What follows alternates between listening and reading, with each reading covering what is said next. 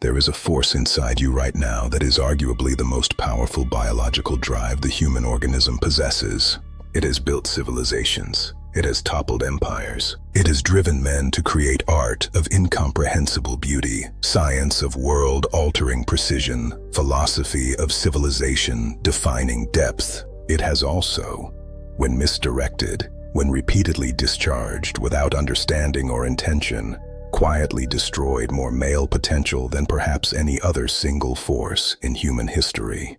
This force is sexual energy, and the most important thing you were never taught about it is this. It does not have to go where you have always sent it. It can go somewhere else entirely, somewhere more powerful, somewhere with consequences that compound across months and years into a version of yourself and a body of work that most men only dream about from the safe distance of their own depletion. This process has a name. It has been described by psychologists, by ancient masters, by neuroscientists, and by some of the most productive human beings who ever lived. It is called sublimation, a truly essential process. And it is not a theory. It is not a metaphor. It is a documented psychological and neurobiological mechanism, a literal conversion process through which the raw biological energy of sexual drive is transformed into cognitive fuel, creative power, physical vitality, and the sustained motivational intensity that separates men who build extraordinary lives from men who spend their energy and wonder why nothing accumulates. What you are about to learn is the operating manual for the most powerful energy source you already possess. Stay with me, because this changes everything about how you understand yourself. Let us begin with the psychology, because the concept of sublimation did not originate in ancient mysticism. It originated in the most rigorous psychological tradition of the 20th century, and its implications have never been more relevant than they are right now. Sigmund Freud introduced the concept of sublimation as one of the most sophisticated and socially valuable of the psychological defense mechanisms, a process by which primitive biological drives, particularly the sexual drive which Freud called the libido, are redirected away from their primary biological target and channeled into culturally productive activity. Freud was not describing a theoretical possibility. He was describing something he observed consistently in the most creative, most productive, and most culturally significant individuals of his era. He believed explicitly that the great achievements of human civilization, art, science, philosophy, law, architecture, were fundamentally products of sublimated sexual energy. That the same biological force that drives reproduction, when denied its primary outlet and redirected through the mechanism of sublimation, becomes the engine of everything humanity has ever built that transcends the merely animal. His student and eventual intellectual rival Carl Jung took this framework even further, describing the libido not as narrowly sexual, but as a generalized psychic energy whose sublimation into higher creative and spiritual pursuits represented the central task of psychological individuation. The process of becoming fully oneself, Jung believed, required the transformation of raw biological drive into the refined fuel of conscious creative purpose. These were not casual observations from men speculating in armchairs. These were clinical conclusions drawn from thousands of hours of direct observation of human psychological functioning at its most extraordinary and its most ordinary. And what they observed was a consistent, reproducible pattern. The men who channeled their sexual energy into their work produced work of extraordinary power. The men who discharged it repeatedly and casually produced lives of comfortable mediocrity. Now, Freud and Jung give us the psychological framework, but I want to go deeper than psychology into the actual neurobiology of this conversion process. Because the mechanism by which sexual energy literally transforms into cognitive and creative fuel is not just a psychological abstraction. It is a physical process occurring in your nervous system, your endocrine system, and your brain chemistry in ways that are increasingly well understood and increasingly measurable. This is the part that most people in this conversation never reach. Stay locked in. Sexual energy at its biological root is not a vague spiritual concept. It is a specific, measurable neurochemical and hormonal state characterized by elevated dopamine, elevated testosterone, elevated norepinephrine, and heightened activation of the sympathetic nervous system. This state is one of the most energized and resource-rich biological configurations the human organism can achieve. The brain is highly activated. Motivational circuits are fully online. The body is flooded with the hormonal and neurochemical substrates of drive, focus, and physical readiness. When ejaculation occurs, this entire state collapses.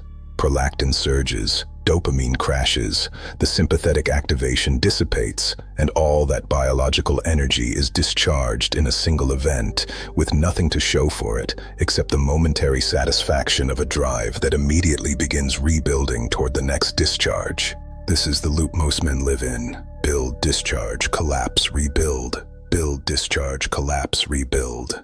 An endless cycle of energy accumulation and loss that produces nothing cumulative, nothing compounding, nothing that builds across time into something larger than the individual moment. Sublimation breaks this loop, a powerful neurological shift.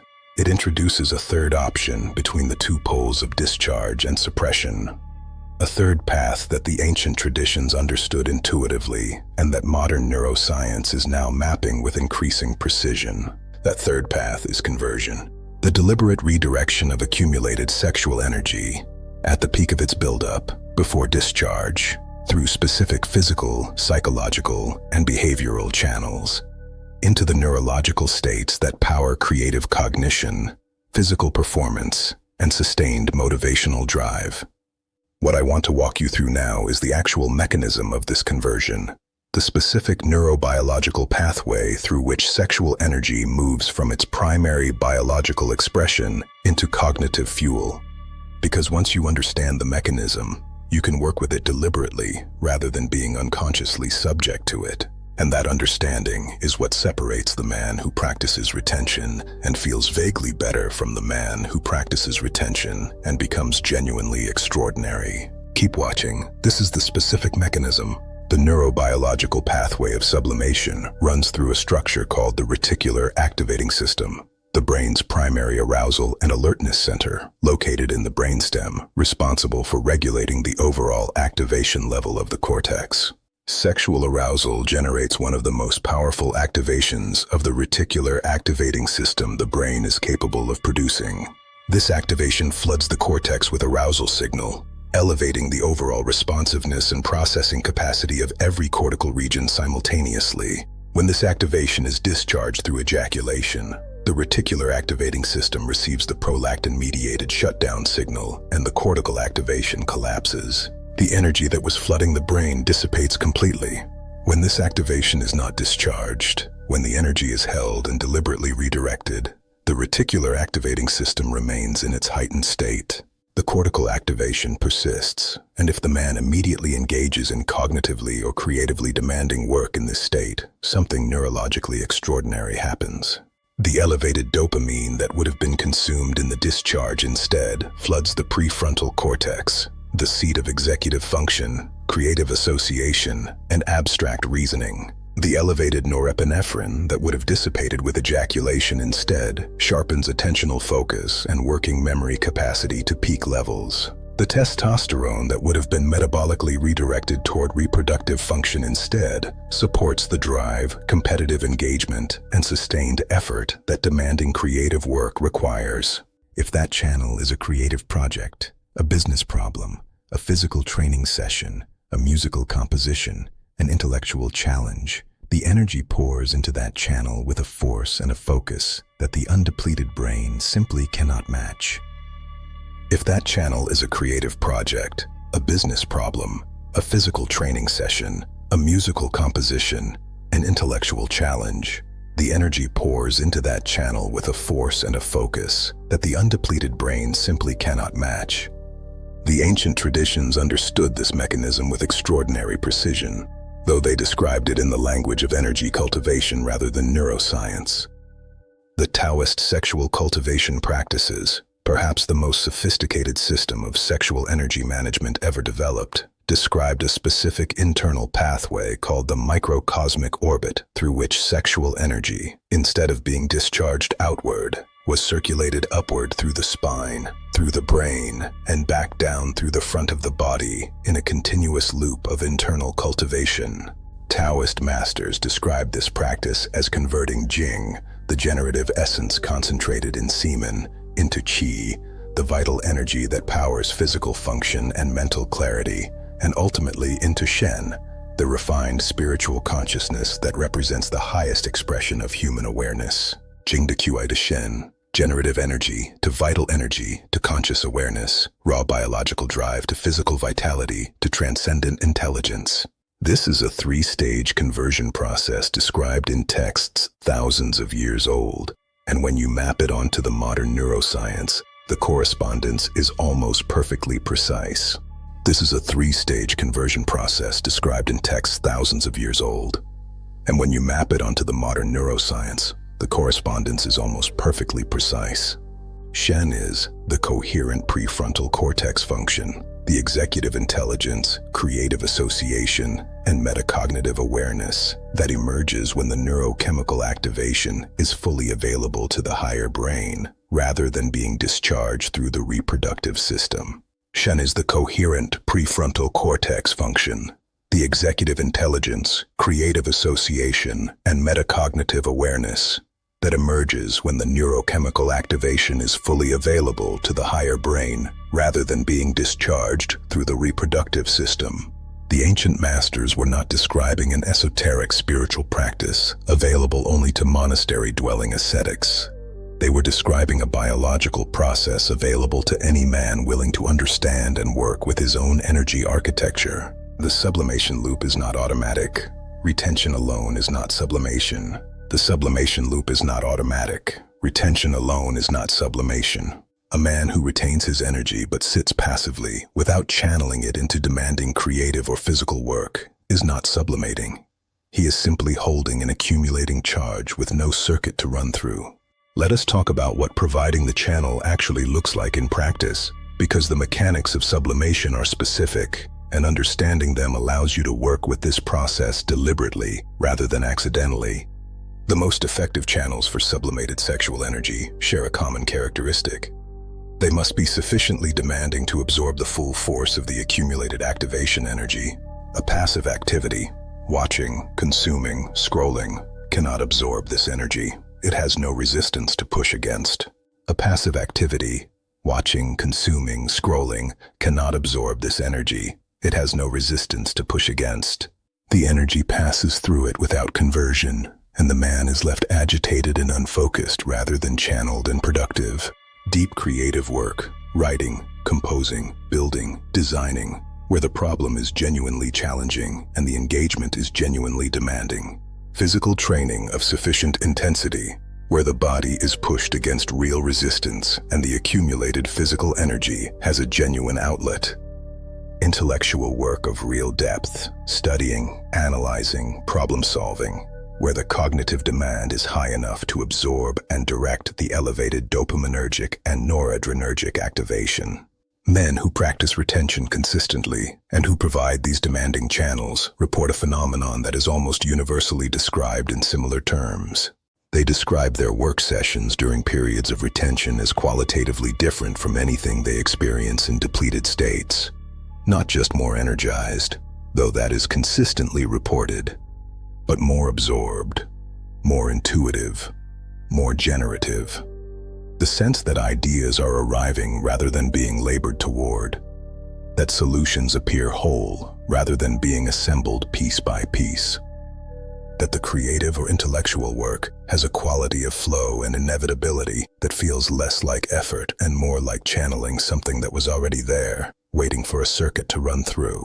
This is the sublimation loop operating at full power. The reticular activating system flooding the prefrontal cortex with accumulated arousal energy. The dopamine system sensitized by retention, pouring motivational signal into the task. The testosterone sustaining the drive and competitive engagement that keeps the work compelling across hours rather than minutes. The norepinephrine sharpening attentional focus to a laser quality that cuts through distraction and complexity alike. This is what the greatest creative minds in history had access to.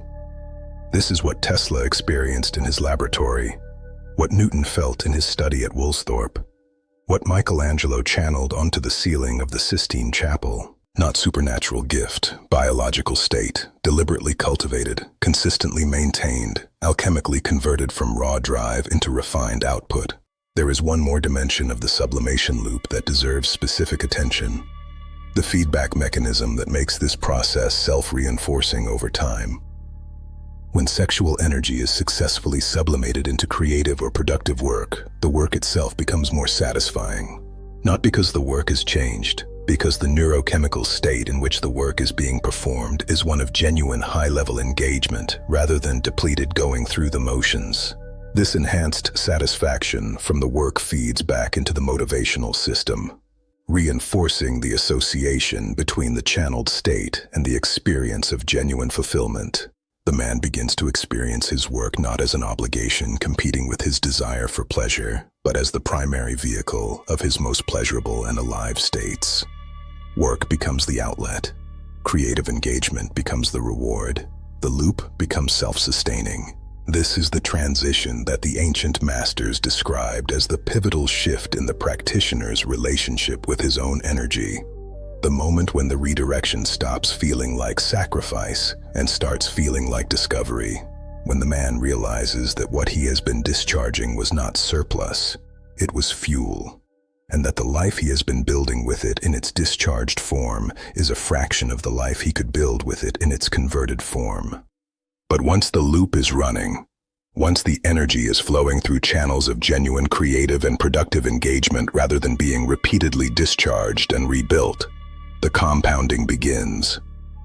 And what compounds is not just output, it is identity.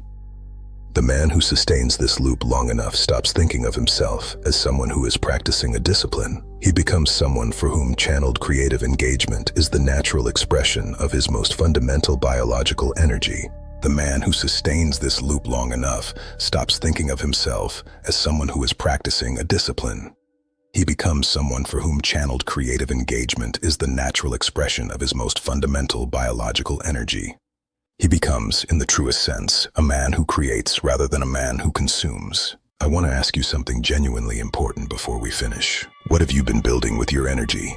Not what you intend to build. Not what you tell yourself you will build when the time is right and the conditions are perfect and the motivation arrives on its own. What have you actually been building with the specific, finite, extraordinary biological energy that your body produces and that you have been directing somewhere every single day of your life? Because energy does not disappear, it converts.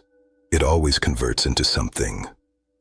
The question is only whether you are directing the conversion deliberately towards something that compounds and accumulates and eventually becomes the life you actually want, or whether you are allowing it to convert automatically into the path of least resistance, discharging daily into nothing and wondering at the end of each year why you are not further along. The sublimation loop is not a technique for exceptional men.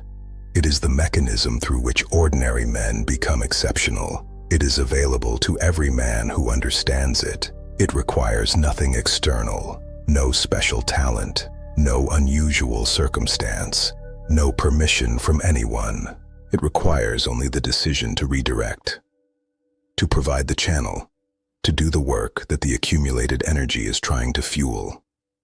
Tesla redirected, Newton redirected, Gandhi redirected, Michelangelo redirected, and the world is still living inside what they built with the energy that most men are still discharging daily into nothing. You have the same energy, the same biological architecture, the same conversion capacity. That question deserves your most honest answer and your most courageous one. That question deserves your most honest answer and your most courageous one. If this video gave you something today, if it showed you a mechanism you can actually work with rather than just a concept to think about, please give it a like right now. 1 second from you helps this reach the men who are ready to convert their potential into their reality. Share this with someone who you know has extraordinary things inside them that have not yet found their channel. This video might be the permission they have been waiting for to take their own energy seriously.